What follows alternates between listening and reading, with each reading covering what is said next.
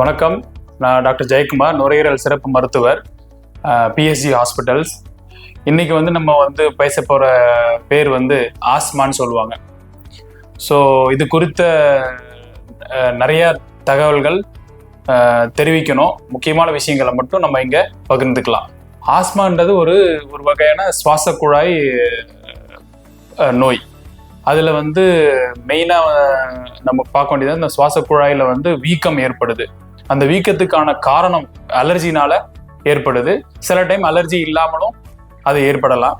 உலகெங்கும் நிறைய கிட்டத்தட்ட ஒரு 4 லட்சத்திலேருந்து 5 லட்சம் வரைக்கும் ஒரு வருஷத்துக்கு ஆஸ்மானால மட்டும் இறக்குறாங்க.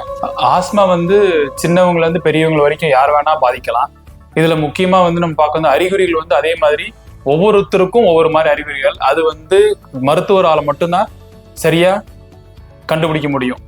ஸோ இதுல முக்கியமான நம்ம எல்லாருக்கும் காமனா நிறைய பேஷண்ட்ஸ்க்கு இருக்கக்கூடிய காமனான அறிகுறிகள் ரொம்ப நாள் இருமல், அதாவது நாள்பட்ட இருமல்னு சொல்லுவாங்க. அந்த இருமல் இரவுலையும் விடிய காலையிலையும் நிறைய இருக்கும். மற்ற டைம்ல அதாவது சூரிய வெளிச்சம் வந்ததுக்கு அப்புறம் இருமல் குறையறதுக்கு வாய்ப்பு இருக்கு. இது ஒரு ஆஸ்மாவோட ஒரு சிம்டம். பிளஸ் இது கூட நிறைய பேஷண்ட்டுக்கு மூச்சு இறைப்பு, அதாவது வீசிங்னு சொல்லுவாங்க, சத்தம் வரும். விசில் அடிக்கிற மாதிரி ஒரு சத்தம் வரலாம். நடந்தா மாடிப்படி ஏறினா மூச்சு வாங்குறது, இதெல்லாம் இன்னொரு ஒரு சில இது கூட மற்ற சிம்டம்ஸ் இருக்கலாம். அதுல முக்கியமா நம்ம பார்க்கறது தோல் பிரச்சனைகள், அதாவது அரிப்பு, தடிப்பு, வீங்கிறது, காரணமே இல்லாம திடீர்னு தடிச்சுட்டு வீங்கிரும். அதே மாதிரி நிறைய பேஷண்ட்டுக்கு இந்த நேசல் அலர்ஜி சொல்லுவாங்க, அலர்ஜிக் ரைனைட்டிஸ் சொல்லுவாங்க. அந்த சிம்டம்ஸ் தும்மல், மூக்கடப்பு, அந்த மாதிரி பிரச்சனைகள் நம்ம பார்க்குறோம். டாக்டர் அணுகுனாதான் கரெக்டா கண்டுபிடிக்க முடியும். ஒவ்வொருத்தருக்கும் அது மாறுபடலாம். தரவா என்னென்ன கம்ப்ளைண்ட்ஸ் பேஷண்ட்டுக்கு என்னென்ன அறிகுறிகள் இருக்கு அப்படின்னு சொல்லி நம்ம டாக்டர் கிட்ட பேசும்போது டாக்டர் முறையா கேட்டு தெரிஞ்சுப்பாங்க. கூடவே ஃபேமிலி, அதாவது யாராவது ஃபேமிலி மெம்பர்ஸ் வேற யாருக்காவது இதே மாதிரி அலர்ஜி தொந்தரவுகள் இருக்கான்றதும் அவங்க அந்த ஹிஸ்டரியில கேட்பாங்க. அது கொஞ்சம் ஹெல்ப் பண்ணும்.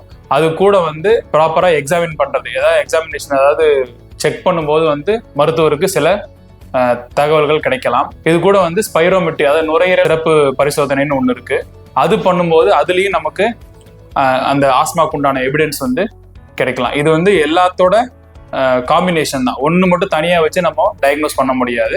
அதனால அதாவது ப்ராப்பரான ஹிஸ்டரி, முறையான பரிசோதனை, அது கூட ஸ்பெஷல் டெஸ்ட் இந்த மாதிரி சொன்னது. இது கூட சில டைம் பிளட் டெஸ்ட்டும் எடுப்பாங்க.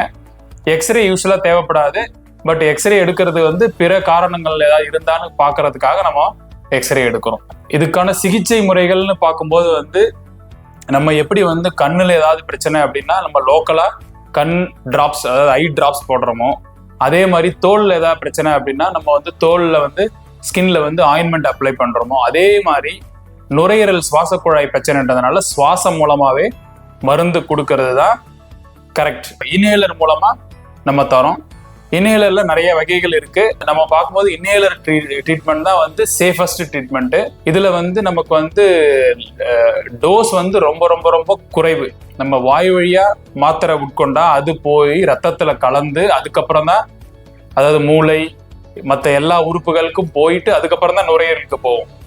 ஆனா இன்ஹேலர் முறை தான் டைரக்டா நுரையீரலுக்கு போகும்போது அந்த ரத்தத்துல கலக்காததுனால சைடு எஃபெக்ட்ஸ், அதாவது பக்க விளைவுகள் இல்லாத ட்ரீட்மெண்ட் அப்படின்னா அது இன்ஹேலர் ட்ரீட்மெண்ட் தான்.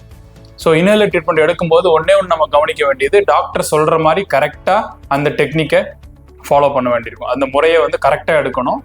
அதே சமயத்துல இன்ஹேலர் எடுத்து முடிச்சதுக்கு அப்புறம் நம்ம வாய் கொப்பளிக்க சொல்லுவாங்க மோஸ்ட் ஆஃப் த டைம், எல்லா டைமும். அதை நம்ம கரெக்டா செஞ்சோம் அப்படின்னா எந்த சைடு எஃபெக்ட் இருக்காது. அதே சமயத்துல நல்ல பெனிஃபிட் இருக்கும். பேஷண்ட் கம்ஃபர்டபுளா இருப்பாங்க, நார்மலா வாழலாம். ஆஸ்மா ஆக்ஷன் பிளான்னா நமக்கு இப்போ மருந்து வகைகள் 2 வகைப்படும். ஒன்று கண்ட்ரோலர்னு சொல்லுவாங்க, இன்னொன்று ரிலீவர்னு சொல்லுவாங்க. நிறைய பேஷண்ட் பார்த்தீங்கன்னா அந்த ரிலீவர் ட்ரீட்மெண்ட், அதாவது அவசரமா எடுக்கிற ட்ரீட்மெண்ட் மட்டும்தான் பண்ணுவாங்க.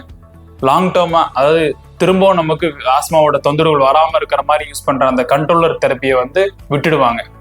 இதை நம்ம ஆஸ்மா நம்ம செல்ஃப் மேனேஜ்மெண்ட் பிளான் ஒன்று இருக்கும். கண்ட்ரோலர் ட்ரீட்மெண்ட்டை ரெகுலரா எடுக்கணும்.